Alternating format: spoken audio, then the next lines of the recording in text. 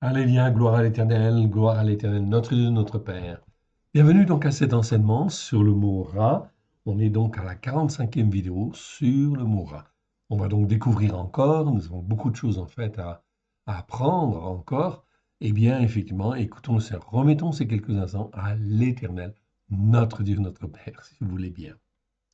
Père très saint, nous te rendons grâce dans le précieux nom de Joël. Nous voici, Seigneur. Oui, devant toi. Parle, Seigneur, étends ta main bienfaisante. Donne-nous du pain, Seigneur, à la gloire de ton saint nom, de la nourriture, Seigneur, à la gloire de ton saint nom, afin que nous puissions être formés, façonnés, comme toi tu le veux, à la gloire de ton saint nom. Nous te rendons grâce dans le précieux nom de Yeshua, ton Fils bien-aimé.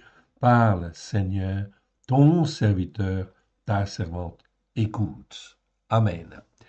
Nous sommes arrivés donc dans Jérémie 41, et nous sommes au verset 11.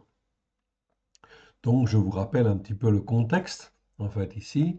Donc ça fait 42 ans pratiquement, en fait ici, que Jérémie parle, exhorte en fait le roi et le peuple à revenir à l'Éternel d'un cœur sincère, d'écouter et de mettre en pratique les enseignements de la Torah afin effectivement qu'ils puissent encore bénéficier de la grâce de Dieu. Oui, c'est encore possible. Ok. On va le voir, on le voit très bien dans ce passage aussi. Mais comme ils n'ont pas écouté, eh bien l'Éternel a permis effectivement que Nebuchadnezzar, roi de Babylone, puisse en fin de compte, comment dire, eh bien rattraper en fait ici Juda, détruire la ville de Jérusalem, emmener un tiers en fin de compte des Juifs, ok, tuer un tiers des Juifs et un tiers encore en fait est dispersé de par les nations. Parmi ceux qui restent, effectivement, donc Guédaliaou est effectivement celui que Nebuchadnezzar installe comme roi à Jérusalem pour, en fait, on va dire plutôt gouverneur, ok, gouverneur, ok, pour pouvoir gérer cette, en fait, ici, ok, ce pays, ok, sous la domination de Nebuchadnezzar. Et on va voir que là, il y a des choses qui se réveillent, en fait, aussi, qui se réveillent, en fait, des hommes et des femmes qui ne sont pas, en fin de compte, ici, bien sûr, ils ont pris l'habitude de ne pas écouter, en fait, ici, et ils se révèlent tels qu'ils sont, on va donc le voir. Mais on va revenir sur notre définition du mot rat, et on va approfondir certains mots, ok, que l'on n'avait pas forcément approfondis la fois dernière. On va donc les approfondir ici, et en fait voir ce qu'il en est. Ok. Donc, je revois la définition. Voilà. Je pense que c'est assez gros pour que tout le monde puisse voir. Bien, on va donc revoir et faire quelques commentaires supplémentaires par rapport aux fois précédentes. Donc le mot rat, donc important, c'est Resh Aïn. Donc je vous encourage à apprendre en fait l'alphabet en fait hébreu, ok, afin de pouvoir découvrir la signification petit à petit. On va faire ça étape par étape et on va décortiquer en fait les racines de manière en fin de compte à pouvoir aider en fait nous aider à comprendre comment en fin de compte, ok, l'Esprit Saint nous a donné cette parole et quelle en est la signification, de manière aussi à comprendre les nuances. En fait, ici, on va donc en fait étudier ces choses-là. Donc, Resh Aïn, ok, c'est le mot Ra, en fait, ici. Il existe 663 fois dans 623 versets. C'est un adjectif. Numéro Strong 07451. Genèse 2,9, c'est la première fois où on le voit apparaître. Ok, où l'on parle de l'arbre de la connaissance du bien et du mal dans le jardin d'Éden. Mal, en fait, ici, c'est le mot rat. Okay. Donc là, c'est extrêmement important. Dans ce passage, en fait, ici, dans Genèse 2, l'Éternel Dieu dit, en fin de compte, qu'il sépara bien. Il fait une séparation très nette entre ce qui est bien et ce qui est mal. Plus les péchés, plus les transgressions, plus les iniquités, en fait, augmentent, eh bien, ça contribue en fait automatiquement à faire que le bien, en fin de compte, est mélangé avec le mal et on ne sait plus distinguer. Donc, quand il y a une confusion très importante, on ne sait plus distinguer ce qui est bien et ce qui est mal devant le Seigneur. Résultat des courses, c'est difficile de prendre dans ce cas-là une décision ou de faire un choix. Donc, il faut toujours se reporter, en fait, se rapporter à l'écriture. Qu'est-ce qui est bien et qu'est-ce qui est mal? Et on doit toujours choisir, bien évidemment, ce qui est bien et enfin apprendre à écarter de ce qui est mal, évidemment. Donc, c'est le but, effectivement, de cet enseignement, de cette série, puisqu'en fin de compte, on travaille sur le mot rat, donc sur ce qui est mal, dans le but de voir les comportements des uns, les comportements des autres, ce qu'il ne faut pas faire, évidemment, et en fait, comment choisir, qu'est-ce qu'il faut faire dans telle situation ou telle autre situation. Donc, le mot rat veut dire mal, mauvais, ce qui est mal, ce qui est mauvais, laid ou grave. Ok, ça, on l'a vu à chaque fois.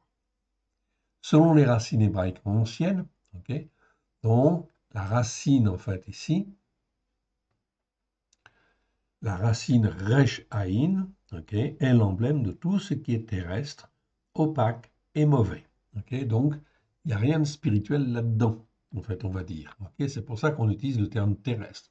Ce qui est terrestre, en fait, ici, va à la destruction. On est bien d'accord. Ok, donc tout ce qui est en fin de compte basé là-dessus, c'est pas bon, en fait, ici. Donc c'est pas bon ou ça existe dans le but, en fin de compte, de travailler, de nous former, etc. Dans le but qu'on puisse être élevé, depuis, dans le but de s'élever spirituellement, bien évidemment. Tout cela se fait bien évidemment par l'Esprit, en fin de compte, de Dieu, qui nous forme, qui nous façonne, qui forme notre intelligence, notre âme, pour que notre âme, en fait, s'élève de toutes les valeurs terrestres, pour, en fin de compte, okay, ça commence s'assimiler aux valeurs spirituelles que l'Éternel Dieu donne. Donc ici, c'est le mal, race, c'est le mal par essence, tant sur le plan physique que sur le plan moral ou spirituel. Sur le plan physique, ça peut être les vaches laides. Donc on ne va pas traduire les vaches mauvaises, en fait, ici. C'est pour ça qu'on traduit par les vaches laides. Le moral et spirituel, le mal qui s'oppose au bien, ça on comprend très bien. Il existe une variante de ce mot hébreu, ra, c'est ra'a. Donc très important, il faut en parler, parce qu'effectivement, en fin de compte, ce mot ra'a peut avoir plusieurs significations. La première signification de ra'a, c'est d'être le féminin de ra, en fait, tout simplement. Ok? Donc, comment on forme généralement le féminin, en fait, ici, d'un adjectif?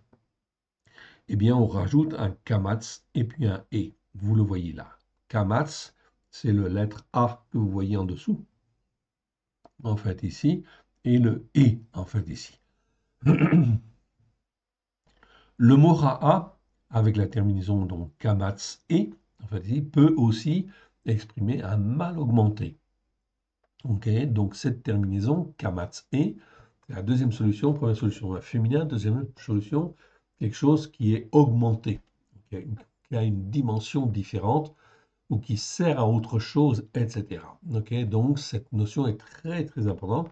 On va la rencontrer plusieurs fois. Et en fait ici, l'hébreu, en fin de compte, ici est très très riche sur cette dimension-là. On aura l'occasion de l'approfondir.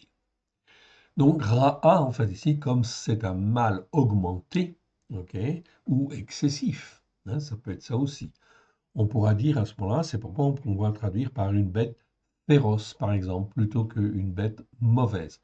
C'est le cas dans Genèse 37, verset 20, ou 37, verset 33, où là, les traducteurs traduisent généralement par en fait, une bête féroce plutôt que mauvaise bête. Oui, c'est un mal augmenté. Ok, donc on va traduire par en fait ici un autre adjectif.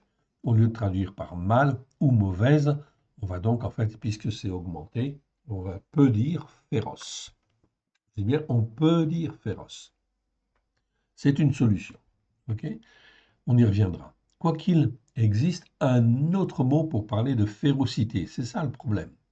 C'est quand les traducteurs en fait traduisent par un mot comme cela, hein, l'adjectif féroce, eh bien il faut regarder les autres versets en fait aussi.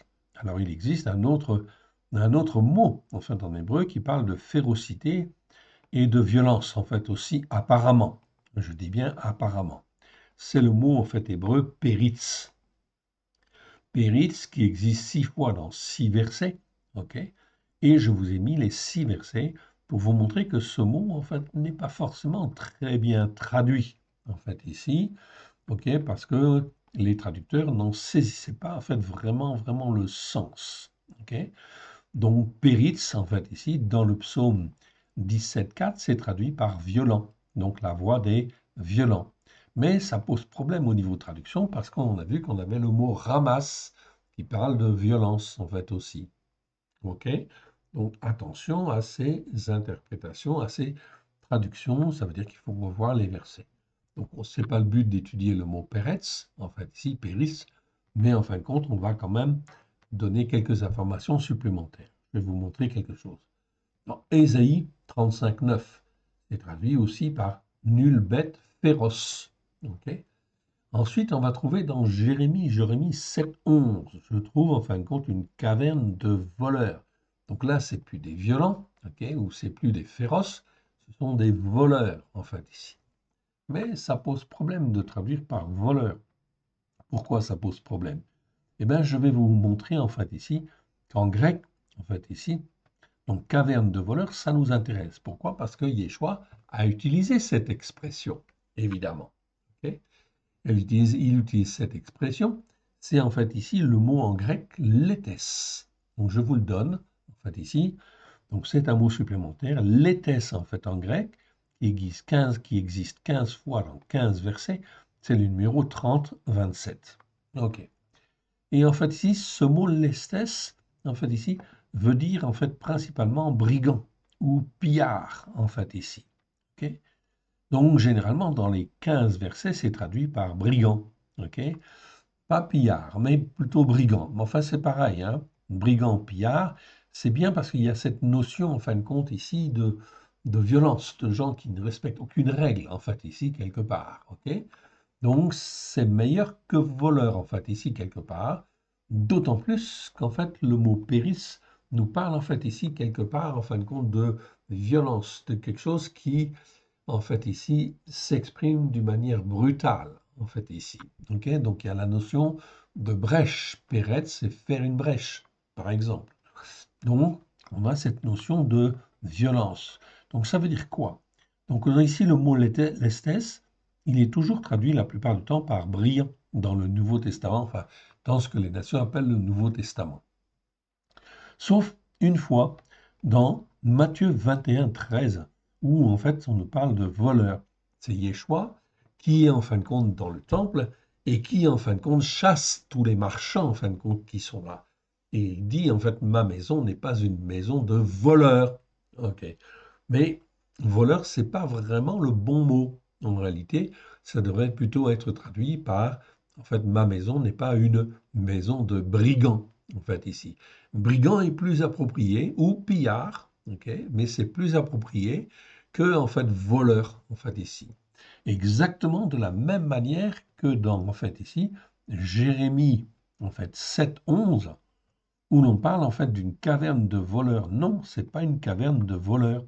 Donc en fait ici Péritz, c'est mieux en fin de compte de le traduire par brigand. En fait ici aussi, ce serait bien meilleur et de retenir en fait ici quelque part, ici pour Péritz, la notion de brigand en fait ici ou de pillard. Donc en fait dans Psaume 17,4 par exemple, eh bien ce serait peut certainement mieux à vérifier et à confirmer de dire la voix des brigands en fait ici. Ok. Ésaïe en fait 35,9, nulle bête en fait ici féroce. Bon, alors là, effectivement, on ne peut pas dire brigand, évidemment, ok? Mais en fin de compte, on peut dire en fait ici un autre mot en fin de compte que féroce en fait ici, ou en fin de compte, bon, c'est à étudier plus en détail en regardant en fait les mots en fait eux-mêmes. En tout cas, la notion de brigand est intéressante à retenir ici, voire en fin de compte féroce ou un autre mot en fait ici, comme sauvage aussi. Dans Ézéchiel, en fait, le mot péris est traduit par sauvage. Donc, une bête sauvage, en fait, ici, quelque part. Donc, c'est des mots, des versets qui sont à revoir. Dans Ézéchiel 7,22, on parle des furieux. Donc, vous voyez, le mot péritz est traduit ici par furieux. s'il a un fils violent, en fait, ici. OK. Donc ici, on parle, en fait, c'est toujours le mot péritz. Daniel 11, 14, on parle, en fait, des hommes violents. Donc le terme violent pour péritz n'est pas tout à fait, en fait, approprié, c'est pas le plus exact. Mais, en fait, on y reviendra, c'est pas le moment, en fin de compte, de regarder dans le détail. J'attire votre attention, en fait, ici, simplement sur le fait de la caverne de voleurs. Quand Yeshua dit, en fait, ici, que ceux qui sont dans le temple, ici, sont comme des voleurs. Non, c'est pas comme des voleurs, c'est comme des brigands. C'est-à-dire qu'ils viennent là chercher, entre guillemets, différentes bénédictions, etc. Mais en réalité, c'est pour leur propre compte. Ils n'ont pas envie, dans leur cœur, d'être émondés, travaillés, fortifiés pour être sincères de cœur. On est en fait quelque part dans des voleurs qui sont en fin de compte comme des brigands, en fait, ici quelque part. Donc il y a cette notion de violence, en fait, ici, qui est là, et de pillage, en fait, qui est là. Et effectivement, cette notion de pillage ou de brigandage est importante. Est importante pourquoi? Parce que si on considère effectivement que là, le temple, en fin de compte, de l'Éternel n'est pas une caverne de voleurs, ou plutôt une caverne de brigands, je veux dire que toutes les églises ou toutes les assemblées ne devraient pas être une caverne de brigands, ni de voleurs, ni de brigands, ni de pilleurs, en fait ici. Résultat des courses, on s'aperçoit que beaucoup en fait d'assemblées, en réalité, ne sont que des assemblées où il y a du malheur, où on ne s'occupe pas des brebis comme il convient. Donc là, on est en fin de compte justement à exploiter en fait ici les hommes et les femmes, ok, dans un sens qui est loin d'être positif devant l'Éternel. Je reviens en fin de compte ici sur la définition de mon mot. En définitive, ok. Peut-être quand en fait Genèse 32, 20 et 32, 33, ok, là on parle d'une bête féroce. Donc on aurait pu en fin de compte ici, bon, il est acceptable, c'est pas mal quand même. On trouve en fin de compte dans Ézéchiel 34, 25, ok, on parle des animaux sauvages ou des bêtes sauvages. Ok. Donc ce serait peut-être mieux effectivement de traduire Genèse 32, 30, 32, 32, 20 et 32, 33 par en fait ici des bêtes sauvages ou une bête sauvage. Ok. C'est une possibilité. Autre possibilité intéressante en fait aussi, ce serait effectivement une réponse intéressante à confirmer par la suite, mais peut-être que l'on pourrait tout simplement traduire Genèse 32, versets 20 et 33 par une bête de malheur. Et ça, c'est très bien, en fait aussi quelque part. Une bête de malheur. C'est certainement le plus juste par rapport, en fin de compte, au texte hébreu. En effet, et c'est très courant, notamment chez les prophètes, ok, que le mot ra'a, en fait ici, ok, tel qu'il est écrit comme ceci, c'est la forme allongée en fin de compte de ra, veut bien dire essentiellement malheur. Le mot ra'a est classé avec le même numéro strong que le mot ra, ok, mais il existe au moins 284 fois dans les Écritures. Donc vous voyez, c'est presque la moitié en fin de compte des versets, ok, où l'on trouve en fin de compte le mot ra, mal, mauvais. Rien que dans le livre de Jérémie, on le trouvera 70 fois, ok, où le mot ra'a exprime très clairement, très exactement et très clairement le malheur dû à la désobéissance ou la rébellion qui perdure. Je peux garder une définition en fin de compte de ra'a, et ça c'est à retenir, hein, c'est très important. Ok, le malheur ra'a est très clairement la conséquence des péchés, des transgressions et des iniquités qui perdurent dans le temps. Donc le fait de ne pas écouter, en fait ici, la Torah, les enseignements de la Torah, d'être formé, d'être façonné, d'être instruit, eh bien ça pose en fait d'énormes problèmes parce que, en fait ici, les hommes dans ce cas-là vont commettre des péchés, vont commettre des transgressions, vont commettre des iniquités, oui bien sûr. Et la conséquence de ces péchés, de ces transgressions et de ces iniquités qui perdurent dans le temps, c'est toujours, toujours, toujours, toujours le malheur. C'est pas peut-être le malheur, c'est systématiquement le malheur.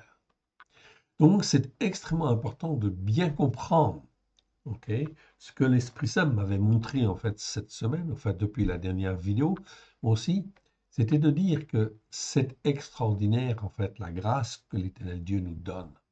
Lorsqu'il nous attire en fait à Yeshua, pour que l'on reconnaisse Yeshua comme notre Seigneur, notre Sauveur, notre Maître, eh bien effectivement c'est une grâce absolument fabuleuse et merveilleuse. À partir du moment où on accepte Yeshua comme son Seigneur, son Sauveur et son Maître, alors là, bien sûr, nous sommes sauvés, bien évidemment, par la justice, par la foi.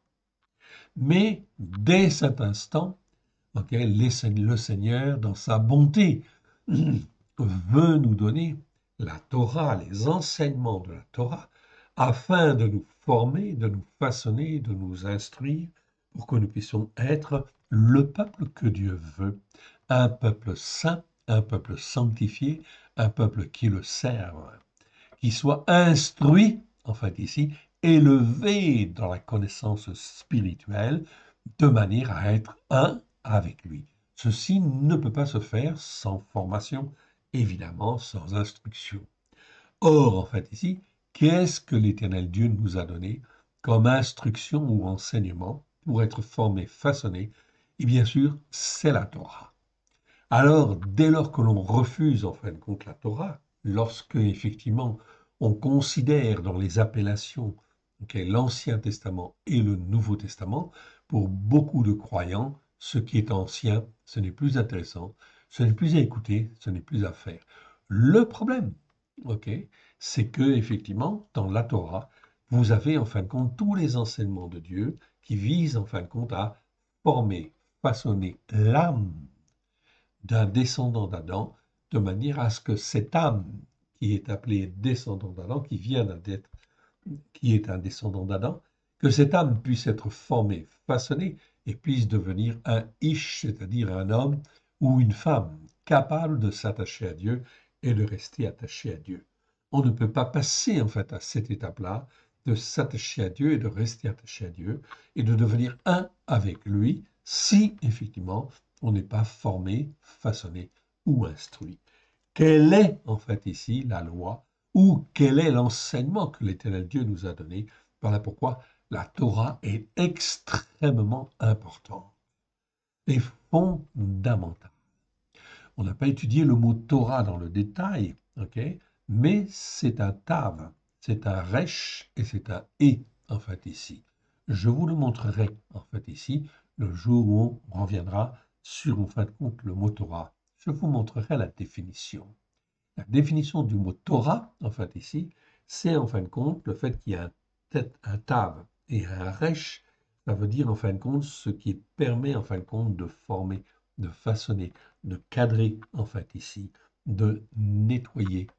Et ça se termine Torah par un et en fait ici, c'est-à-dire c'est le symbole de la vie. C'est-à-dire que tu es formé, façonné pour avoir la vie. Et la vie de Dieu, bien évidemment. C'est donc extrêmement important, fondamental.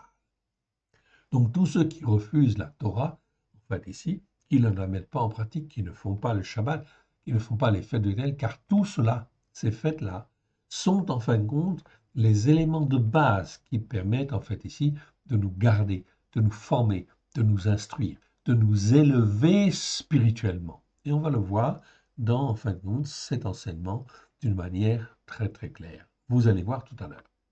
Je continue ma définition en fait ici. Donc ensuite, nous avions vu en fin de compte le mot ra'a. Ra'a, c'est resh aïn aïn. Ok, vous le voyez là. Donc la lettre aïn en fait est doublée en fait ici à la fin. Ok. Ça, c'est un verbe. 83 fois dans 80 versets. Numéro Strong 07 489. La première fois, Genèse 19, 7. Donc ce mot-là, en fait, ici, eh bien, selon en fait la forme verbale, en fait, ici utilisée, ici c'est au kal, donc une forme simple en hébreu, c'est la forme, peut-être la forme la plus courante.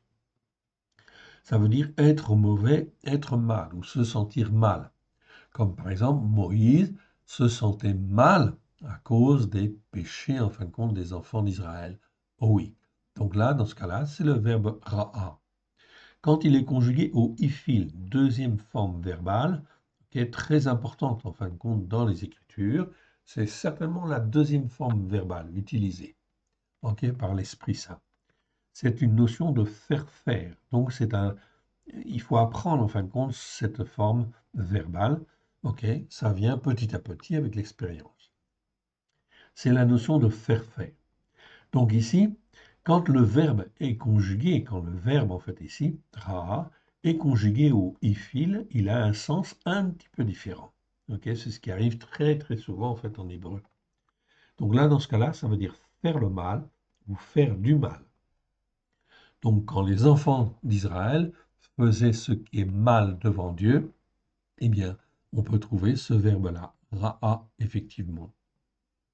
Ou quand l'Éternel dit, je commence à faire du mal sur mon peuple, eh bien, c'est le verbe ra'av ra'a, qui est utilisé en fait ici. Oui, je commence à faire du mal. Oui, vous avez des versets qui sont comme cela, où l'Éternel commence à faire du mal. Pourquoi? Tout simplement parce que les enfants d'Israël et les enfants de Juda, eh bien, ont persévéré à faire ce qui est mal devant Dieu, à ne pas écouter les enseignements de la Torah.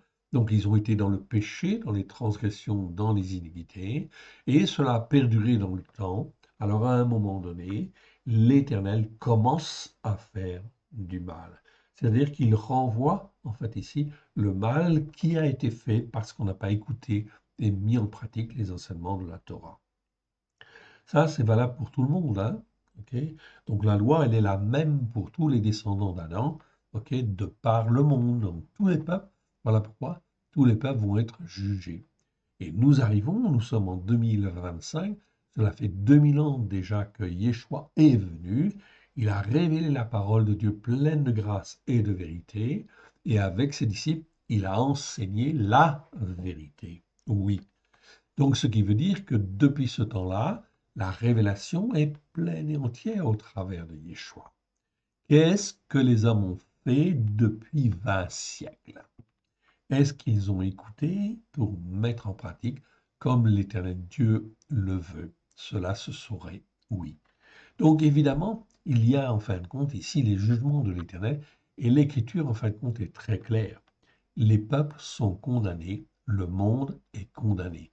C'est écrit, vous pouvez lire le psaume en fin de compte 149 par exemple, où il est très clairement dit que c'est une gloire pour les enfants d'Israël que d'annoncer les jugements de l'Éternel, tout simplement parce que l'Éternel Dieu est juste et qu'il veut sauver tous ceux qui écoutent, évidemment.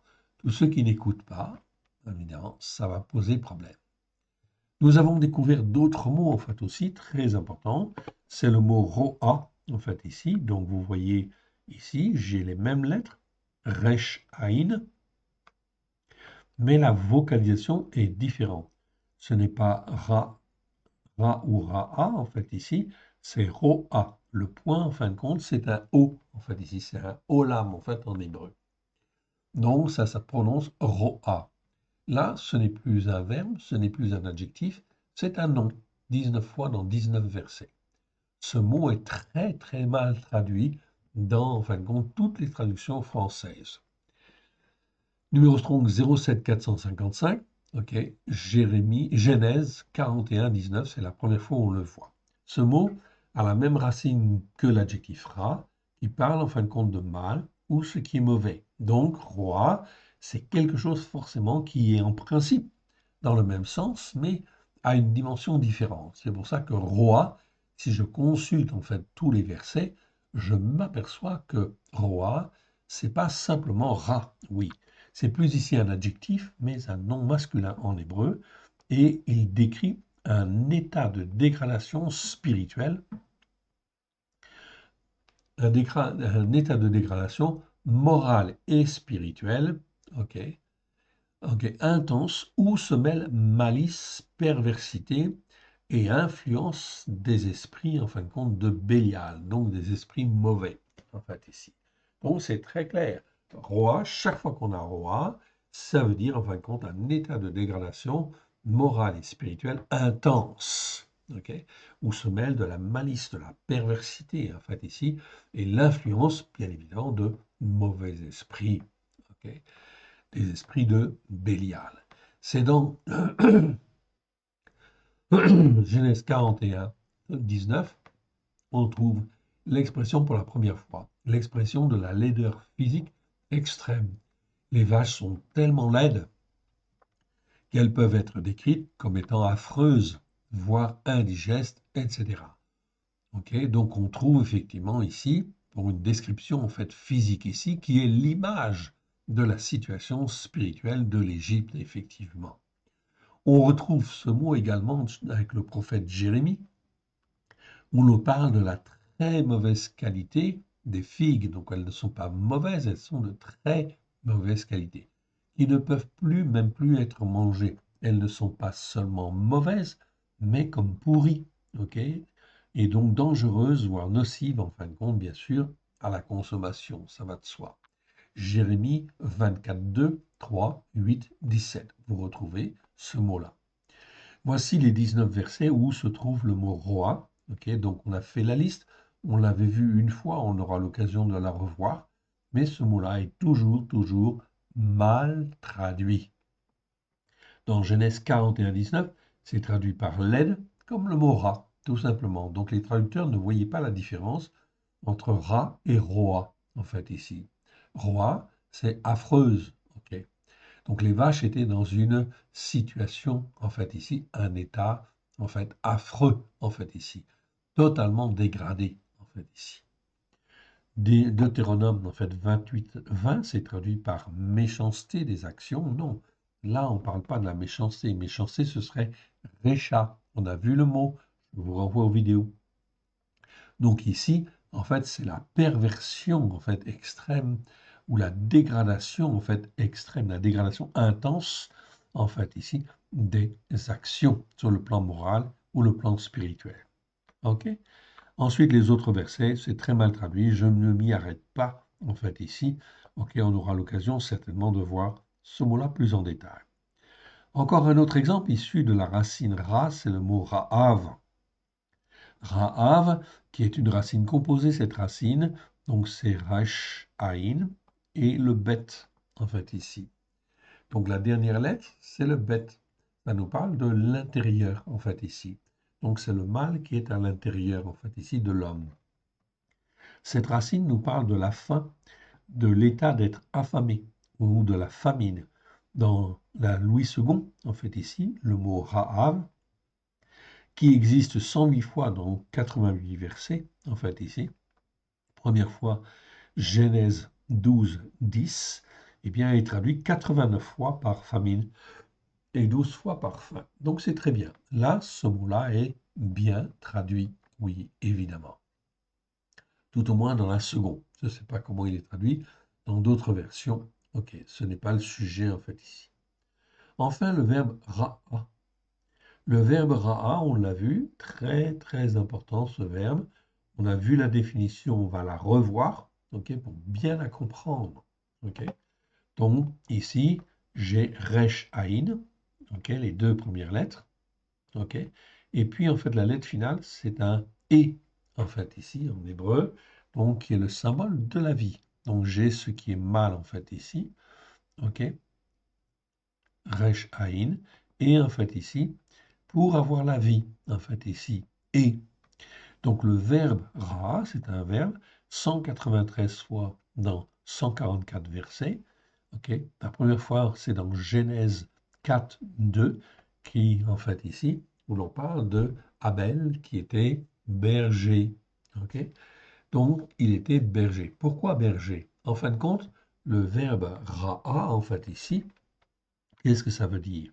Ça nous parle, en fin de compte, de tous les soins terrestres. Okay. Donc, on est dans les soins terrestres que l'on apporte aux peines, aux soucis, aux chagrins, aux afflictions. D'où le verbe paître, oui bien sûr, qui est une excellente traduction effectivement en français. Paître. Pourvu effectivement qu'on comprenne bien effectivement cette notion de paître. Paître, ce n'est pas simplement surveiller, ce n'est pas simplement garder, non.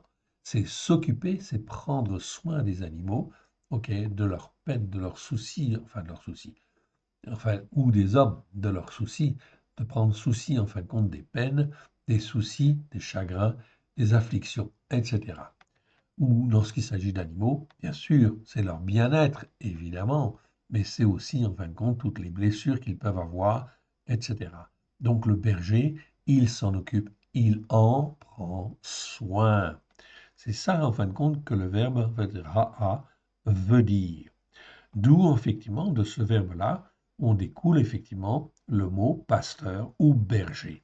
C'est exactement ce qu'on trouve dans Genèse 42, 4, 2.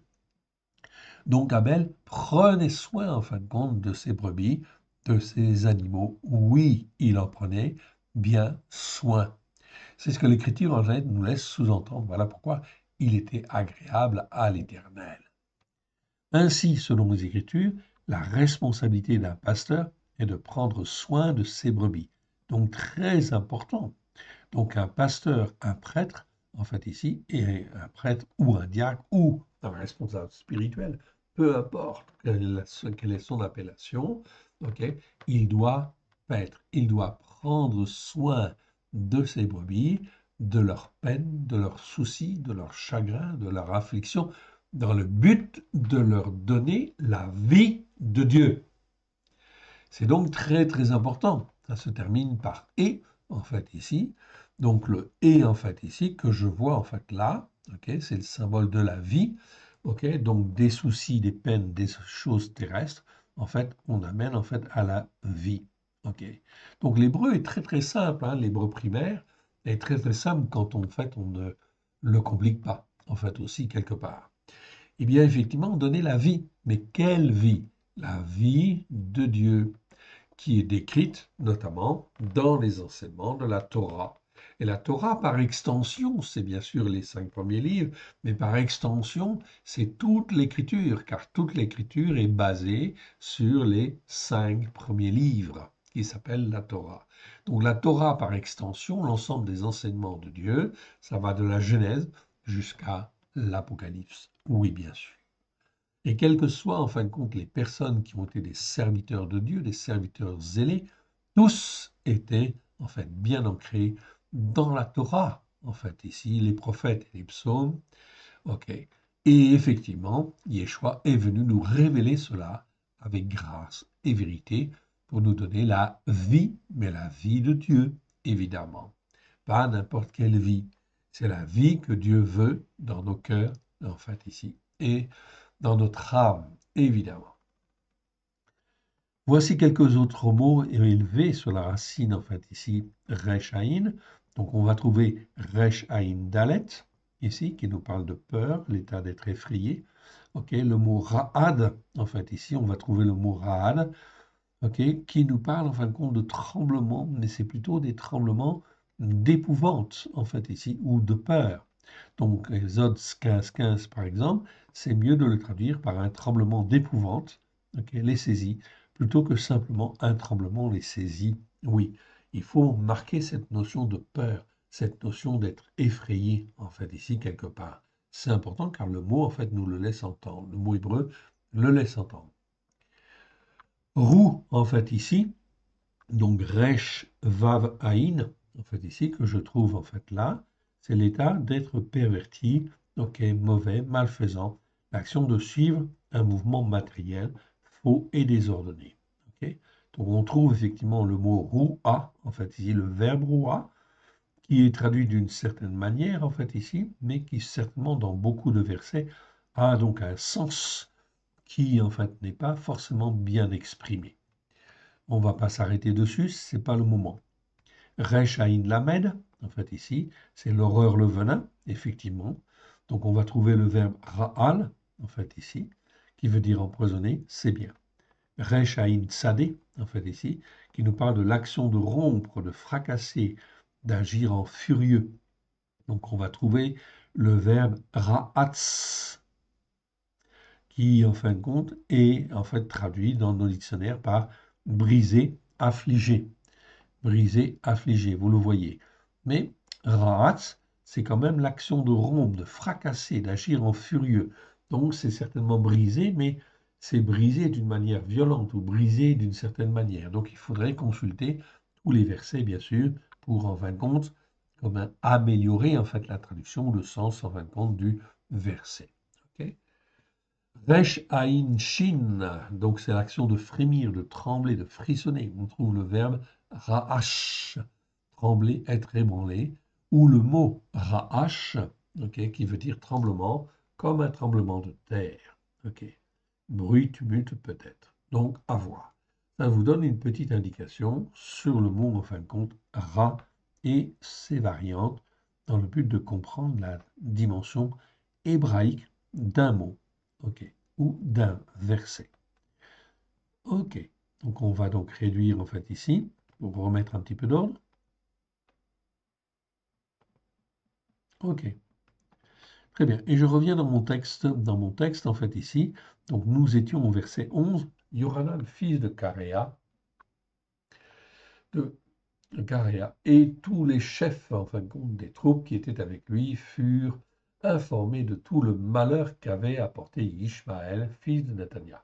Donc, qu'est-ce que nous voyons dans ce passage? Donc, dans ce passage, on va revenir au verset 1. Donc, on va être obligé de le regarder, en fait, ici, un peu plus en détail pour bien comprendre, en fait, le contexte. OK, donc je suis bien dans Jérémie 41, versets 1 à 18. OK, bien. Donc ici, en fin de compte, qu'est-ce que nous voyons? Nous voyons, en fin de compte, que Nebuchadnezzar, roi de Babylone, est venu, en fin de compte, à Jérusalem, a détruit la ville de Jérusalem, OK, a chassé un tiers des Juifs, emmené captif un tiers des Juifs, et un tiers, en fait, ont été tués. Grosso modo, ce sont effectivement ce qui ressort, effectivement, des Écritures. Mais une fois qu'en fin de compte, ici, Nebuchadnezzar est parti, eh bien, en fin de compte, il nomme enfin, un gouverneur qui est Gedaliahu, en fait, ici. Gedaliahu, qui est le gouverneur, en fin de compte, institué par Nebuchadnezzar pour gouverner, en fait, la province. Et là, bien sûr, ça ne plaît pas forcément en fait à tout le monde. Alors forcément, il y a des, en fin de compte des hommes qui en fait ressortent en fait ici quelque part et qui ressortent dans leur caractère, qui n'étaient pas forcément au combat. Mais je rappelle que en fait ici Jérémie, eh bien, il a en fait parlé, en fait prophétisé pendant 42 ans déjà. Ok, 42 ans en disant revenez, revenez à l'Éternel, etc. Ok, afin effectivement que l'Éternel puisse effectivement vous former, vous façonner, vous instruire comme il le veut. Donc Israël, Juda en fait ici, en fait n'a pas écouté, a toujours persévéré dans la désobéissance et l'insoumission. Résultat des courses, les péchés, les transgressions, les iniquités s'accumulent, s'accumulent, s'accumulent et le malheur arrive. Okay. Le malheur, c'est la destruction de Jérusalem, c'est en fait les Juifs dispersés, c'est les Juifs tués, et c'est les Juifs en fait captifs, emmenés en captivité. Okay. Il y en a quelques-uns qui échappent effectivement à l'armée, mais ils n'échappent pas en fin de compte à Dieu, évidemment. Alors au 7e mois, en fait ici, qu'est-ce qui se passe? Ishmaël, fils de Netania, fils de Élishama, de la race royale. Donc on dit bien en fait ici, il était de la race royale, il vint avec des grands du roi, ok, et 10 de ses gens auprès de Gedaliahu, fils d'Arikam, à Mishpata, là où ils mangèrent ensemble à Mishpat. Mishpa. Donc Mishpa, c'est une ville en fait ici, ok. Et vous voyez que Mishpa en fait ici, je le retrouve en fait ici. Je ne vais pas m'étendre sur en fait ici l'orthographe, mais en hébreu l'orthographe est un petit peu différente. C'est la même ville, Mishpa, Mishpata. Mais ici en hébreu, on a l'extension dont je vous ai parlé tout à l'heure, Kamatz et en fait ici. Donc ça fait Mishpata. Donc chaque fois que dans les écritures en hébreu, nous rencontrons en fait ici cette écriture, on le mentionne, car il y a une raison en fin de compte à cela. on ne va pas s'étendre dessus pour le moment. Ce n'est pas l'objet. On étudiera cela le moment voulu, quand le Seigneur le voudra. Ce qui nous intéresse, c'est de voir que Ishmaël ici faisait partie en fin de compte de la race royale et il était avec les grands du pays. Il s'était enfui effectivement devant Nebuchadnezzar. Donc ils n'écoutent pas Jérémie, en fait ici dans ses exhortations, ils ne reviennent pas en fin de compte à Dieu, ils s'enfuient en fait ici, et là ils reviennent. Ils reviennent et effectivement en fin de compte comme ils sont de la race royale, ok, ils viennent avec les grands, ils sont persuadés d'être dans leur bon droit, en fait ici, le droit des hommes, si je puis dire, pas en fin de compte ce que Dieu a dit. Dieu a dit qu'il fallait se soumettre à Nebuchadnezzar et se rendre. Ils ne l'ont pas fait, ils n'ont pas voulu le faire. Ils reviennent en fin de compte là, et en fait, qu'est-ce qu'ils vont faire? Eh bien, en fin de compte, ils vont assassiner Guédaliaou, tout simplement, Guédalia. Alors Ishmaël, fils de Néthas, se leva avec ses gens et frappèrent avec l'épée Guédaliaou, fils d'Amikam, fils de Shaphan. Il fit ainsi mourir celui que le roi de Babel avait établi comme gouverneur. Okay, donc le roi de Babel, il est parti, c'est Nebuchadnezzar. Donc en fin de compte, ils profitent de l'occasion et ils vont tuer en fait Guédaliaou. Bien sûr, en fait ici, Babylone va réagir, mais il y a toujours un laps de temps, évidemment. Donc ceci, en fin de compte, c'est très important de bien voir ici que la confusion, en fin de compte, est là, effectivement. Et comme la confusion est là, discerner ce qui est bien et ce qui est mal. Donc, est-ce que ce que fait Ishmaël est bien? La réponse est non, évidemment. Ce n'est pas ce que Dieu, en fin de compte, voulait. Ce que l'Éternel Dieu voulait, c'était que les hommes et les femmes se rendent à Nebuchadnezzar. Ça avait été annoncé par, en fait, le prophète Jérémie. Donc, tout ce que fait Ishmaël ici, ce n'est que de la rébellion, de l'orgueil, en fait, ici, de la méchanceté pure et simple, voire, en fin de compte, de la dégradation spirituelle grave, intense, sous l'influence d'esprits mauvais. Oui, bien sûr. Donc, ce sont des mouvements à ne pas suivre. Je vous en parle car effectivement, nous sommes en 2025. En 2025, beaucoup de confusions, en fin de compte, vont venir où l'on ne sait plus discerner ce qui est bien et ce qui est mal. Dans ce cas-là, qu'est-ce qu'il faut faire? Il ne faut pas prendre parti pour l'un ou pour l'autre, oui, bien sûr. Prendre parti, en fin de compte, pour Ishmaël, c'était une erreur, évidemment. Donc aujourd'hui, prendre parti pour un tel homme politique ou tel autre homme politique, etc. Tout cela, en fin de compte, okay, n'est que confusion. Pourquoi? Parce qu'il n'écoute pas, en fait, ici, la Torah, pleine de grâce et de vérité. Donc les jugements vont venir et, en fin de compte, la confrontation va se faire, les oppositions vont se faire, les combats, en fait, vont se faire, la violence, en fait, va s'exprimer. Ici, la violence s'exprime contre Guédaliaou. Ishmael tua encore tous les Juifs qui étaient auprès de Guédaliaou à Mishpat et les Kasdim qui se trouvaient là, les gens formés à la guerre. Donc même les Babyloniens qui étaient là, les Kasdim, les Chaldéens, qui étaient là au nom du roi, furent tués, oui bien sûr. Est-ce que c'est bien? Bien sûr que non. Okay, donc dans les temps qui viennent, okay, en fin de compte, sur quel homme pouvons-nous nous appuyer? S'il ne s'appuie pas sur les Écritures, ne le suivez surtout pas et ne les écoutez pas, car ils sont toujours forcément dans de mauvais raisonnements ou des raisonnements qui sont erronés, oui bien sûr. Le second jour après l'assassinat de Guédaliaou, tandis qu'aucun homme n'en savait rien, des gens arrivèrent de Chérem. Donc des gens, en fin de compte ici, c'est Enoch. C'est un nom qui n'est même pas traduit dans la seconde 1. Okay, donc ici, c'est bien Enoch. Donc ce sont des hommes. Mais ce sont des hommes mortels. Donc on te dit bien ici, dans la Bible, que ce ne sont pas, en fin de compte, des Ish ni des Guébers. Donc ce ne sont pas des hommes instruits dans la parole de Dieu, évidemment. Donc ce sont des gens, tout simplement, ou des personnes.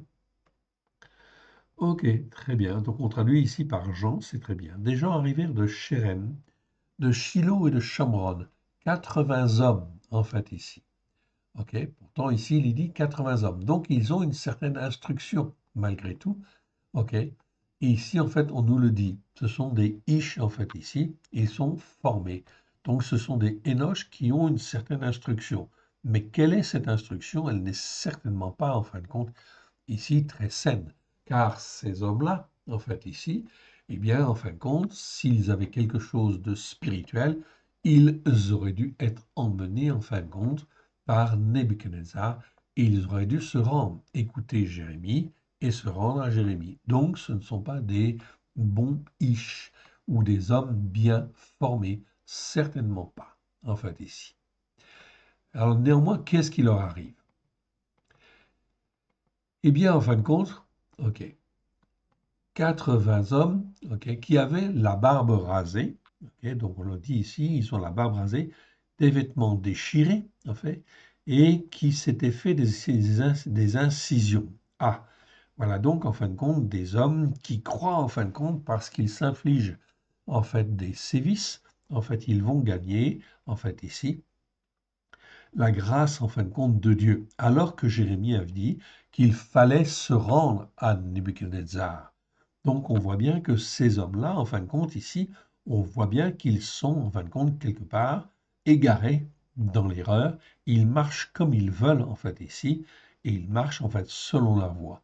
Ils portaient des offrandes et de l'encens pour les présenter à la maison de l'Éternel. Donc on voit bien, en fin de compte, ici, ils ont une certaine attitude, mais une attitude qui n'est pas du tout conforme, en fin de compte, à l'Écriture, et qui n'est pas du tout, en fin de compte, correspondant au message de Jérémie, on le voit très bien. Donc ces hommes-là sont des hommes égarés en fait ici, quelque part. Résultat en fin de compte des courses, Ishmaël, fils de Nathania, sortit de Mishpat au devant d'eux. Il marchait en pleurant, donc comme pour les séduire. Lorsqu'il les rencontra, il leur dit: Venez vers Guédaliaou, fils de Harikam. Et quand ils furent au milieu de la ville, Ishmaël, fils de Nathania, les égorgea et les jeta dans la citerne avec l'aide des gens qui l'accompagnaient. Ok. Donc, évidemment, c'est en fait catastrophique. Ce sont des meurtres. Ok. C'est de la violence qui s'exprime. Tout ça, en fait, ici, c'est des conséquences des péchés, des transgressions, des iniquités qui arrivent. La violence, en fin de compte, ici, s'installe dans le pays. S'installe dans le pays, c'est en fait ici la conséquence des péchés, des transgressions, des iniquités. Donc, inévitablement, nous sommes en 2025, donc la violence, en fait, aussi, d'une manière ou d'une autre, va, en fait, compte ici, éclater de plus en plus dans nos pays européens, et notamment dans la France. Oui, d'une manière ou d'une autre. C'est des gangs, c'est, en fin de compte, toutes sortes de choses, toutes sortes de violences, qui, en fin de compte, vont s'exprimer, évidemment. Tout cela, c'est la conséquence en fait des péchés, des transgressions, des iniquités. Voilà pourquoi nous qui sommes croyants, nous n'avons qu'une seule chose en fait à faire, nous attacher en fait à l'Éternel Dieu et de témoigner dans en fait ici la détresse oppressante qui arrive en fait ici. Eh bien, effectivement, c'est d'être les témoins de Dieu, de s'attacher en fait encore plus à Dieu et de témoigner de sa vérité, dire que la Torah est la vérité et effectivement de montrer l'exemple, de vivre paisiblement, ok, en essayant avec son cœur de faire ce qu'il y a de mieux devant l'Éternel. Donc cette violence, elle existe, elle va exister et elle est là justement en fin de compte pour montrer aux autorités, en fait ici, ce qu'il conviendrait de faire, c'est d'abord de se repentir et de revenir à l'Éternel, Dieu. Donc ça, c'est le travail de Dieu. C'est pas notre travail, c'est le travail de Dieu. Notre travail, c'est d'être les témoins, en fin de compte, de l'Éternel dans les situations qui peuvent être difficiles. Ne vous inquiétez pas de ce qui va être fait. Ok, Yeshua nous a avertis, vous serez traînés devant les tribunaux, en fait ici, afin de servir de témoignage. Et le Seigneur dit, ne vous inquiétez pas, l'Esprit, en fait, vous dira exactement ce que vous avez à dire. Verset 8. Mais il se trouva parmi eux 10 hommes. Donc en tout, ils étaient 80 en fait au départ. Il en a tué 70, Ishmaël, Il en reste 10. 10 personnes qui dirent à Ishmaël, donc là on traduit effectivement, en fin de compte, ici, Enoch par personne. Donc Enoch, on peut le traduire par le mot gens, par le mot personne, par le mot homme mortel, mais il faut éviter de le traduire par homme tout court, parce qu'on garde le mot homme pour le mot ish, tout simplement. Donc ici, on parle de personne, c'est bien. Mais il se trouva parmi eux 10 personnes qui dirent à Ishmaël, ne nous fais pas mourir, car nous avons des provisions cachées dans les champs, du froment, de l'orge, de l'huile et du miel. Donc, ils monnaient bien sûr leur survie avec ce qu'ils peuvent donner, ce qu'ils peuvent échanger. Donc, vous voyez, ils ont prévu en fin de compte tout un système en fin de compte de survie, on va dire, ici, pour résister en fait à Nebuchadnezzar, pour résister en fait à Dieu aussi quelque part, en fait ici, qui leur disait en fin de compte de se rendre. Au travers de la bouche de Jérémie, c'était très clair. Se repentir, ok, ou se rendre à Nebuchadnezzar. Donc, ils ne se sont pas repentis. Et voilà que leur plan, en fait, est en train d'avorter. Oui, bien sûr. C'est pour ça, aujourd'hui, quand vous entendez des personnes qui vous disent fuyez les grandes villes, etc., allez à la campagne, faites des provisions, etc., ok, ok, remplissez vos garages, vos caves, etc., faites des provisions de ceci, des provisions de cela, ça ne sert à rien. En fait, ici, tout ça, tous ces plans-là, en fait, ici, pour éviter, en fait, la bonne question, c'est de se repentir. Repentez-vous, car le règne de Dieu est proche. C'est la seule parole, en fin de compte, qui est intéressante. Ok, c'est l'appel à la repentance, évidemment. Alors il les épargna et ne les fit pas mourir avec leurs frères. La citerne dans laquelle Ishmael jeta tous les cadavres des gens, ok, qu'il tua près de Guédaliaou, ok, est celle qu'avait construite le roi Assa lorsqu'il craignait Baécha, roi d'Israël. C'est cette citerne que Ishmael, fils de Nethénéou, remplit de cadavres.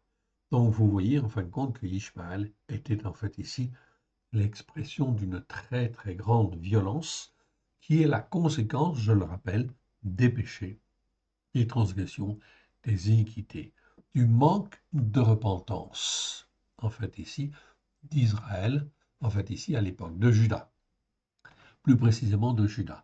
C'est exactement la même chose avec nos dirigeants qui n'écoutent pas Dieu, ok, et qui croient vouloir s'en sortir, en fait ici, sans en fait écouter Dieu, bien évidemment. Donc ce sont nos dirigeants, c'est tous les grands, et c'est aussi le pape, tous les responsables spirituels, en fait ici, qui existent, sont effectivement concernés par les temps qui viennent. L'Éternel Dieu va juger. Ismaël fit prisonnier tous ceux qui restaient à Mishpa, les filles du roi, tous ceux du peuple qui y demeuraient, et que Nebuzaradan, chef des gardes, avait confié à Guédaliaou, fils d'Arikab. Donc tous les responsables ici, quelque part, en fait ici, eh bien, ils ont été en fin de compte ici pris par Ishmaël, un homme violent, en fait ici, qui avait fui et qui revient, qui est en fin de compte ici, qui est en fin de compte de la race royale. Donc il se donne des droits, en fait ici, et en fait ici, il invoque ici sa, comment dire, comment dire, ses liens, en fait ici, de royauté pour régner. Ok, fille de Théo. Les Ammonites captifs est parti pour passer chez les Ammonites. Mais sachant qu'il, en fait, ici, risquait effectivement le retour, en fait, un retour de bâton, il s'en va chez les Ammonites, donc chez les Ammonites. Yoranan, donc un autre homme, fils de Caréa, et tous les chefs des troupes qui étaient avec lui furent informés de tout le malheur. Donc là, on parle bien de malheur. C'est bien, en fin de compte, un malheur, oui, qui arrive, ok, qui est la conséquence des péchés, des transgressions. Ceci pour vous montrer, en fait, que l'Éternel Dieu a jugé son peuple, ok, son propre peuple, Juda, Et donc, comme il a jugé son propre peuple, il va juger aussi toutes les nations. Donc, nous sommes en 2025. Ce n'est pas rien, en fait, ce qui va se passer, oui, bien sûr. Donc, il vaut mieux, en fin de compte, ici, apprendre à écouter, en fin de compte, Dieu et à marcher avec lui comme lui, il veut que l'on marche. Donc, il a vu tout le malheur, en fait, ici, ce Yohanan, il a vu tout le malheur, en fait, que Ishmaël, en fait, fils de Nathan, avait apporté. OK? Alors, ils prirent tout leur gens. Mais, en fait, ici, Yohanan, fils de Karéa, il est toujours là. On voit bien que c'est un reste, en fait, ici, mais c'est un reste qui ne s'est pas rendu, en fait, ici, à Nebuchadnezzar. Donc, ce n'est pas un reste sanctifié non plus pour revenir à l'Éternel. Ok, donc il ne faut pas croire tout et n'importe quoi, oui, bien sûr. Alors ils prirent tout leur gens, en fait, et se mirent en marche pour attaquer Ishmaël, fils de Nadia. Ils le trouvèrent près des grandes eaux de Givéon. Ok. Donc quand tout le peuple qui était avec Ishmaël vit Yohanan, fils de Caréa, et tous les chefs des troupes avec lui, il en eut de la joie. Et tout le peuple que Ishmaël avait emmené à Mitzpah se retourna et vint se joindre à Yohanan, fils de Caréa. Donc, ils reviennent vers, en fin de compte, Yohanan. Mais Ishmaël, fils de Noah, se sauva avec 8 de ses gens, okay, parce qu'effectivement, il savait très bien qu'il aurait été jugé avec tous les morts qu'il a fait, effectivement. Mais Ishmaël, fils de Nadia, se sauva avec 8 de ses gens devant Yohanan et alla chez les Ammonites. Yohanan, fils de Caréa, et tous les chefs des troupes qui étaient avec lui prirent tout le reste du peuple et le délivra des mains de Ishmaël, fils de Netanyahou, lorsqu'il l'emmenait à Mishpat, après avoir tué Guédalia, fils d'Arikam. Ok. Homme fait, ok, donc homme Geber en fait ici, donc on trouve en fin de compte ici le mot homme, mais c'est Geber, donc c'est les hommes faits. Mais attention, ce sont des hommes faits en fait ici, des hommes qui sont déjà dans une certaine instruction, mais en fin de compte, ils n'écoutaient pas Jérémie, hein, ils n'écoutaient pas en fin de compte l'Éternel comme il fallait. Donc ce sont des Geber qui sont déformés en fait ici quelque part. Donc homme mortel, ok, formé à la guerre, ok. Donc ici, j'ai donc des Guébert. Ici, en fait, j'ai des Enoch. Donc là, vous le voyez, on aurait pu dire en fait des gens ou des personnes. Ok, on a traduit par homme mortel en fait ici, donc ce ne sont pas des hommes spirituels. Ok, formés à la guerre. Ok, femme, enfant, unique, Yohanan les ramena en fait ici, les ramena vers Givéon. Ok. Ils se mirent en marche et s'arrêtèrent dans le cantonnement de Kimram, près de Bethléem, pour se retirer ensuite en Misraïm. Donc ils avaient l'intention ici, déjà, on le dit très clairement, de s'enfuir en Misraïm. Donc on est loin, effectivement, en fin de compte, de l'attitude que l'Éternel Dieu avait dit, en fin de compte, à Jérémie. Loin des Kasdim dont ils avaient peur, ok, parce que Ishmaël, fils de Nathania, avait tué Gedaliahu, fils d'Arikam, que le roi de Babel avait établi gouverneur du pays. Donc, il y a de quoi, effectivement, en fait, avoir peur. Effectivement. Donc, en fait, ils vont poser la question, en fait, ici. Tous les chefs des troupes, donc on va être obligé, en fin de compte, là, de lire, en fait, ici, hein, l'ensemble, en fait, ici, de ce chapitre aussi, pour comprendre, en fait, ici, le comportement. Tous les chefs des troupes, Yohanan, fils de Caria, Yezania, fils de Oshéaïa. Donc tous les noms, il faudrait les étudier, on est bien d'accord, hein, car tous les noms, en fait, ici, en hébreu, ils ont un sens, en fait, ici. Mais on ne va pas s'arrêter aujourd'hui là-dessus. Ok. Donc les racines hébraïques sont très, très importantes, en fait, ici. Et tout le peuple, depuis le plus petit jusqu'au plus grand, s'avancèrent et dirent à Yirmiyahu le prophète. Donc Yirmiyahu le prophète est resté là. C'était la volonté de Dieu. Ok, Dieu, en fin de compte, n'avait pas voulu que Yirmiyahu s'en aille. Voilà pourquoi il a laissé, en fait, ici le prophète Yirmiyahu décider en fin de compte de ce qu'il jugeait bon de faire devant Dieu. Et Yirmiyahu, en fidèle serviteur, reste à Jérusalem. Ok, il reste avec Guédalia et donc là il est consulté. Il dit à Yirmiyahu le prophète que nos supplications soient favorablement reçues devant toi, intercède en notre faveur auprès de l'Éternel ton Élohim. Donc voilà que ceux qui restent là, ils ont une pensée vers Dieu quand même, ok, ici, et se posent quand même des bonnes questions. Ils veulent revenir et ils interrogent le prophète. C'est très bien. En faveur de tous ceux qui restent, car nous étions beaucoup et nous restons en petit nombre, comme tes yeux le voient. Et que l'Éternel ton Élohim nous montre la voie que nous devons suivre et que nous avons à faire. Okay. Et ce que nous avons à faire. Donc l'attitude en fait est très bonne, bien que, je rappelle, Jérémie en fait a parlé pendant 42 ans. Ils n'ont pas écouté. Donc c'est un reste de la population qui, en fait ici, n'a pas écouté. Ok. Yirmiyahu le prophète leur dit, j'entends, voici, je vais prier l'Éternel votre Élohim selon votre demande, et je vous ferai connaître sans rien vous cacher tout ce que l'Éternel vous répondra. Donc Yirmiyahu ne répond pas tout de suite, il va consulter en fait l'Éternel sur leur demande particulière. Okay. Il ne leur a pas dit en fin de compte ici, okay, vous n'avez pas écouté, vous avez en fait récolté ce que en fin de compte l'Éternel en fait ici avait promis, débrouillez-vous. Non, il est là, il écoute et il demande. Donc dès lors qu'ils veulent demander à l'Éternel, c'est très bien, c'est une très très bonne attitude.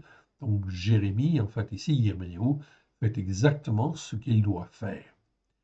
Et il dit à Yirmiyahu, donc voilà exactement aussi ce que nous devons aussi apprendre, quels que soient les malheurs en fait qui viennent, toute personne qui veut revenir ou qui se pose des questions, l'Éternel Dieu, en fin de compte, peut leur donner une réponse favorable. Oui, bien sûr, il faudra donc le consulter.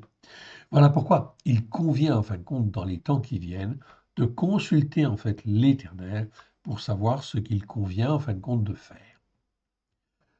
Il dit à Yirmiyahu que l'Éternel soit contre nous un témoin de vérité fidèle, si nous ne faisons pas tout ce que l'Éternel, ton Elohim, te chargera de nous dire. Donc là, ils prennent l'engagement d'écouter, en fait ici, l'Éternel au travers de la bouche de Jérémie. Que ce soit du bien ou du mal, donc je retrouve l'expression en fait ici mal, que nous connaissons en fait ici, donc on retrouve ici le mot mal, ra, c'est très bien. Ok. Que ce soit en bien ou en mal, nous obéirons à la voix de l'Éternel notre Elohim, vers qui nous t'envoyons, afin que nous soyons heureux si nous obéissons à la voix de l'Éternel notre Elohim. Donc ils comprennent bien le principe. Nous serons heureux si nous obéissons à la voix de l'Éternel notre Elohim. 10 jours après, la parole de l'Éternel fut sur Yirmiyahu. Donc l'Éternel n'a pas répondu tout de suite, car il est en fait en face d'un peuple qui est rebelle, qui n'a pas arrêté d'être rebelle, qui a en fait persévéré dans leur péché, leur transgression, leur iniquité. Donc, est-ce que l'Éternel Dieu va répondre tout de suite? Pas forcément. Et là, en fin de compte, il va mettre 10 jours en fait à répondre. Mais il va répondre quand même. Pourquoi? Pourquoi il va répondre l'Éternel? Si l'Éternel Dieu répond, c'est parce qu'il a sondé en fait les cœurs, évidemment, et qu'il a vu que parmi, en fin de compte, tous ces gens-là, peut-être il y en a qui ont un cœur qui serait disposé à écouter et obéir et à se repentir. Enfin, se repentir et revenir à l'Éternel. Donc c'est vraiment l'expression de la grâce. Vous voyez, Jérémie, il a parlé pendant 42 ans. Et l'Éternel Dieu, en fin de compte, aurait très bien pu dire, vous n'avez pas écouté, en fait ici, vous n'avez pas voulu écouter. Non, ils sont venus, ils viennent vers l'Éternel. Et l'Éternel écoute. Donc tout cœur repentant, tout cœur qui a un tout petit peu de repentance, la possibilité de revenir à l'Éternel, l'Éternel sonde les cœurs, sonde les reins. Il regarde et il parle. Yirmeyahu appela Yohanan, fils de Karéa, pour tous les chefs des troupes qui étaient avec lui, et tout le peuple, depuis le plus petit jusqu'au plus grand. Il leur dit, ainsi parle l'Éloé Yishraël.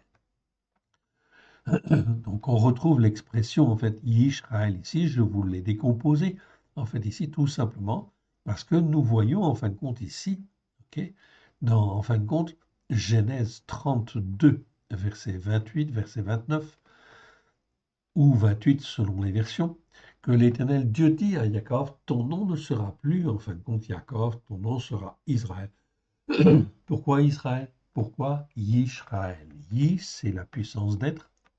Sera, en fait, ici, c'est Sarah, le verbe Sarah, ça veut dire combattre avec, et non pas contre, et elle, c'est effectivement Dieu. Donc c'est le Dieu de ceux qui combattent avec l'Éternel, ou qui veulent combattre avec l'Éternel. C'est donc important de bien comprendre en fait cette dimension-là, cette dimension spirituelle. Donc l'Éternel Dieu est Elohim, est le Dieu de ceux qui combattent avec lui. C'est très important dans les temps qui viennent. Donc on n'a pas besoin de fuir en fait ici, à droite ou à gauche, etc., parce que le malheur arrive, non. Mais c'est effectivement où la violence en fait arrive, non. On doit écouter ce que le Seigneur Dieu veut que l'on fasse. Et si le Seigneur en fait permet qu'il y ait une détresse oppressante qui amène l'angoisse, oui, elle va venir, c'est une certitude. L'Éternel Dieu est avec nous. Nous n'avons rien à craindre, mais nous devons marcher avec confiance et faire le travail, travailler avec Dieu, combattre avec Dieu. Et ce que Dieu veut, c'est donner la vie partout où il n'y a plus la vie. L'Éternel Dieu veut redonner la vie. Ça fait partie de sa miséricorde et de sa bonté infinie. Il leur dit, ainsi parle l'Éternel, l'Éloé Israël, vers qui vous m'avez envoyé pour que je lui présente vos supplications. Si vous restez dans ce pays, je vous établirai, je vous y établirai, je vous détruirai pas. Donc, là, il leur dit de rester là, de ne pas craindre, en fait, ici, Nebuchadnezzar, la réprimande de Nebuchadnezzar qui va venir. Si vous restez dans ce pays, je vous y établirai. Je ne vous détruirai pas. Je vous planterai et je ne vous arracherai pas, car j'ai regretté. C'est pas repentir, en fait, ici. Dans l'introduction seconde, c'est dit Dieu se repent. Non, Dieu ne se repent pas. Il regrette, oui, parce qu'il ne veut pas le mal. Il ne veut même pas la mort du méchant. Donc ici, il éprouve en fin de compte des regrets. J'ai regretté le malheur que je vous ai fait, en fait, ici. Donc en français, on peut l'exprimer comme ça. J'ai regretté. Mais ce n'est pas repentir. Dieu ne se repent pas. Il ne fait pas, en fin de compte, ce qui est mal, en fait, ici. Ne craignez pas le roi de Babel, dont vous avez peur. Donc il dit très clairement ici.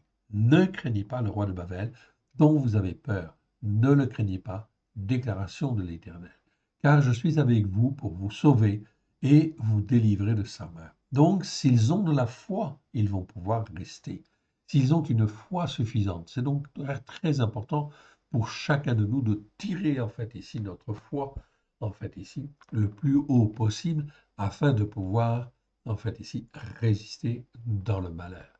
Voilà pourquoi il faut être formé, en fait, ici, sur la Torah, les enseignements de la Torah, avec grâce et vérité.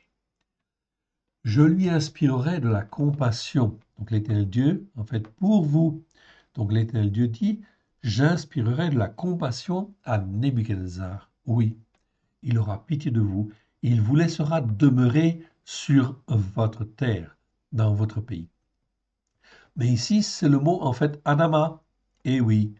Donc en fait, ici, le Seigneur dit très clairement, en fait, pas seulement que vous allez rester dans le pays physique, mais que vous allez rester sur votre terre adamique, c'est-à-dire sur la terre qui vous permet en fin de compte de grandir spirituellement dans le but d'être transformé, façonné et d'être à l'image du Père et du Fils. C'était encore possible en fait ici, quelque part. Ça montre la miséricorde infinie, en fait, de Dieu, sa bonté, en fait, ici, qui s'exprime, en fait, ici, pleinement. Vous pourrez être formé, façonné, là où vous resterez, pourvu que vous écoutiez et que vous mettiez en pratique, comme je le veux, dit l'Éternel. OK. Très important, en fait, ici. Le mois d'Amas, je ne le regarde pas dans le détail, en fait, ici, car, en fait, ici, ça prendrait trop de temps. Mais si vous n'obéissez pas à la voix de l'Éternel, votre Élohim, mais si vous dites, nous ne resterons pas dans ce pays, non, nous irons en Mizraïm, où nous ne verrons point la guerre, où nous n'entendrons pas le son du chauffard, où nous ne manquerons pas de pain, c'est là que nous y habiterons. Alors écoutez la parole de l'Éternel, reste de Yehuda. Donc reste de Yehuda ici. Ainsi parle l'Éternel des armées, l'Élohé Israël. Si vous tournez le visage pour aller en Israël, si vous y allez demeurer, l'épée en fait que vous redoutez vous atteindra là au pays de Misraïm. La famine en fait ici vous atteindra en fait ici. Que vous craignez en fait il s'attachera à vous là en Misraïm et vous y mourrez. Tous les gens qui tourneront le visage pour aller en Misraïm afin d'y demeurer mourront par l'épée, par la famine et par la peste. Par l'épée, par la famine et par la peste, et nul n'échappera, ne fuira devant les malheurs que je ferai venir.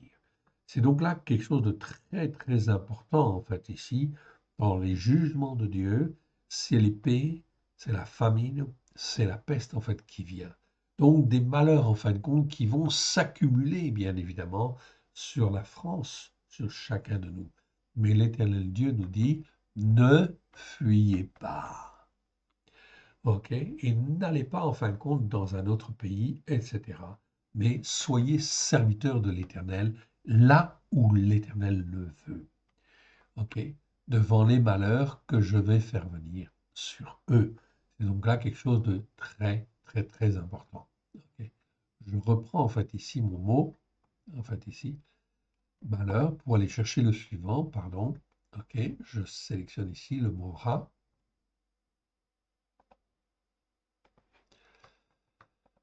OK. Alors, qu'est-ce qu'ils vont faire, à votre avis? Est-ce qu'ils vont écouter? Est-ce qu'ils ont pris l'habitude d'écouter? OK. Est-ce qu'ils ont pris l'habitude d'écouter? Ça fait 42 ans. Et l'Éternel Dieu leur donne encore la possibilité, en fait, ici, de revenir. Parce qu'ils ont eu cette attitude de cœur de revenir, en fait, ici, et de poser des questions à l'Éternel. OK? Jérémie 44, en fait, ici. OK? Résultat des courses, on va s'arrêter là, évidemment. On verra en fin de compte la prochaine fois. Jérémie 44, OK, 44, verset 2. En fait, qu'est-ce qu'ils vont faire? Ils vont s'enfuir en Misraïm, en réalité. Donc, c'est ça qui est très, très important à comprendre. C'est effectivement, en fin de compte, de se former, de se façonner, en fait, ici, afin d'apprendre l'obéissance et la soumission, de comprendre ce que l'Éternel Dieu attend de chacun de nous, afin que nous puissions faire les œuvres qu'il a préparées d'avance, à la gloire de son Saint. Remettons ces quelques instants à l'Éternel.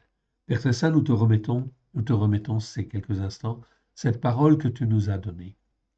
Oui, Seigneur, que tout ce qui n'est pas de toi dans le nom d'Yeshua s'en aille dans les lieux arides, que ce qui est de toi, la moins de grâce et de vérité au travers de Yeshua, et que cela puisse trouver un écho dans nos cœurs, puisse trouver un terrain favorable afin d'y prendre racine, de nous former, de nous façonner afin que nous puissions mieux discerner, Seigneur, les œuvres que toi tu as préparées d'avance, mieux discerner ce que tu attends de chacun de nous à la gloire de ton Saint nom, dans la détresse oppressante qui amène l'angoisse et qui vient, nous te rendons grâce dans le précieux nom de Yeshua. Tout cela fait partie des jugements justes à cause des péchés, des transgressions, des iniquités. Étant ta main bienfaisante, que nous puissions être formés, façonnés, comme toi tu le veux, afin de te glorifier, toi le seul vrai Dieu. Aide-nous, mon Dieu, mon Père, à te faire plaisir, car sans toi, en fait ici, nous ne pouvons rien faire, étant ta main bienfaisante. Merci, Père, Merci, Yeshua. Merci, Esprit Saint. Amen. Que Dieu vous bénisse et que Dieu vous garde.